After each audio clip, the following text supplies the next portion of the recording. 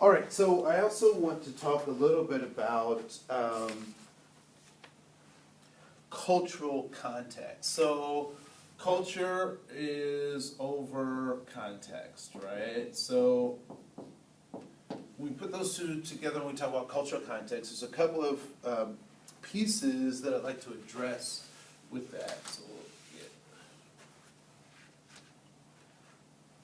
One is, so we're going to kind of talk about a systems approach to culture as it relates to cultural context. And so one of the things that we want to be mindful of is that there are micro systems that we operate. And these microsystems typically are family systems, again, how our family is dealing with its context, right? So the culture that our family creates to create its context. And when I say family, I mean direct individuals. So your guardians, your parents, your siblings. And then we start to talk about our mesosystems. And so the mesosystems of culture are directly dealing with kind of family. So this is direct family, right? So brothers, sisters, parents. The mesosystem deals with our family lore or the family history. So what kind of culture was developed by our family history to deal with the context that they were given? Well, one of the things that I realized when my grandmother Laura Green Cohen passed was that we had who was an educated woman. She was an accountant. She worked at DESE Defense Systems in Fairborn, Ohio, or Kettering, actually, Ohio. She was a very accomplished woman. She was a Toastmistress or Toastmaster. She was an accomplished bowler. She played bridge, very accomplished woman. But one of the things that our family history did not talk about was her upbringing. And so she was born in during the Depression, and so had some pieces or skills that she developed given that context that she carried on. And so when I am now introduced to my grandmother's ways of cooking and cleaning and keeping of things, I call her a hoarder, given what I know about it, but not understanding that the mesosystem, the family history, was important in understanding the culture that my grandmother came from. And then there is the exosystem. And that's understanding what impact these first two things have on the outside, on the outside of my culture, right? So for outsiders, what does this exosystem look like? How does it impact individuals outside of my family system given this culture, which then becomes its own culture in and of itself? And then there is this concept of the time in one's life, and we'll call this the chronosystem.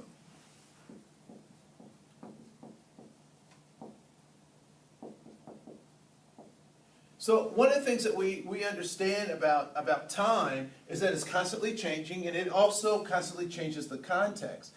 There is also a relationship between, time is also in direct relationship to technology. And when I talk about technology, I'm not just talking about electronics or anything like that, but I mean the ways that things get done, right? So in the 70s, given the kind of chronosystem, in the 70s, they were trying to get us to recycle. And as it stands today, most people recycle as a daily part of their operating. So the technology somewhat changed. How we do things, the tools that we use to get things done changed. I remember there were there weren't car seats in cars when I was growing up. And I think in the 70s there was not very much enforcement of seatbelt laws, although there were seatbelts in the cars. And bench seating. So as technology changes, there's a relationship between technology and time.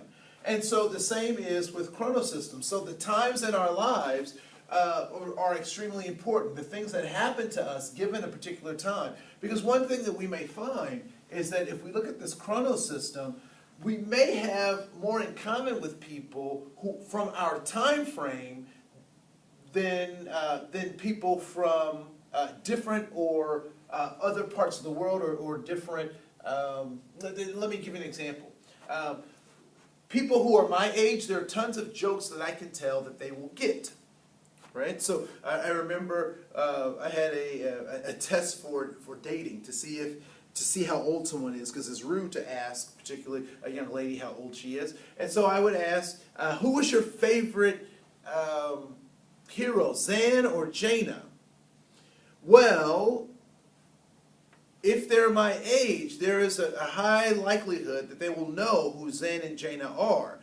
If they're not my age, then I knew some other things, right? So there are oftentimes people in this chronosystem that, sharing the same time frame, we may share more of the same values than we would with people who are supposedly that look like us, right? So a young Asian man that's my age who grew up in an urban area like I grew up, we may have more in common than a so-called black person who's younger than I am or who is older than I am. So this chronosystem, in terms of looking at culture or the systems of culture, becomes extremely important to think about. And then there is the macro systems of culture, and these, we might even refer to this as pop culture. So what are the fads? What are the things that I have to know about all of the culture that I'm involved in that might not necessarily be something that I've learned from my macro, my meso, or meso system? So, for example, what does it mean to be American? It means apple pie. It means hot dogs. It means baseball. Those are the things that it means to be America. And that's something that I've learned from the macro system that is important for me to know, right? And so one of the things that I've often used in my classroom trainings is having this conversation about the macro system of culture and why. And so here's the lesson that I use. So I'll ask my students to write down 5 hair products that they have to use for their own hair. And so they write down those 5 things. And then I ask them to name 5 hair brand names of hair products that I have to use as an African American. What 5 brand names of hair products do I use as an African American on a daily basis or monthly basis or as a part of my routine? And so I have them, so they've already written down the 5 that they know about themselves, and so then I ask them to write down the 5 brands that I might use. And it's so funny because people typically have difficulties being able to write down those 5s of other groups. And so African Americans have a list of African American products that we use. However, my white or Asian brothers and sisters might not necessarily know what those 5 things are because they haven't been privy to the parts of the culture, the meso or the micro parts of our culture to know that. Because and then I ask them to ask me, and I write down 5 things. I can actually write down 10 things. Hair products or brands of hair products that the majority culture uses, because I have to know about the macro system. The macro system, however, does not have to know about me.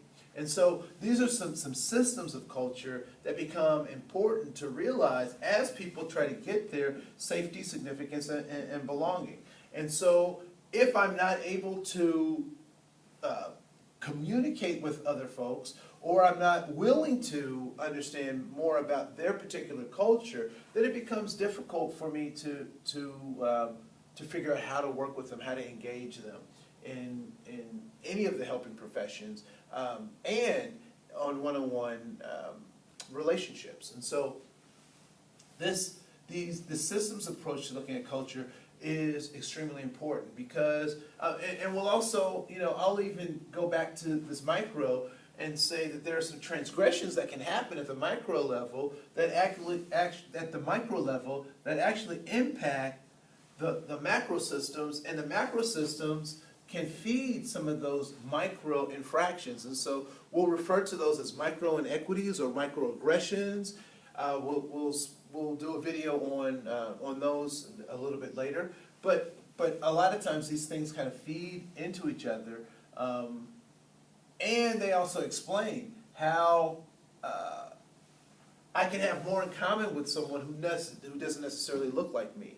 Right? So say we have some family histories or family stories that are very similar, or we come from the same time frame, or we've been treated as insiders, outsiders in very much the same ways. And what we start to understand is that when we start talking about culture and we talk about the context, if we focus on the context, we will find that we have much more in common because our context of the human experience is a lot more similar than it is dissimilar. The methods that we use to adapt to, overcome, deal with the context may be very, very and vastly different. But we have to understand that the context oftentimes is very much the same, or drives, or the need to deal with that concept, those drives to create culture are very common throughout the human experience. And so I think it's important to talk about the systems approach to looking at culture in its relational context.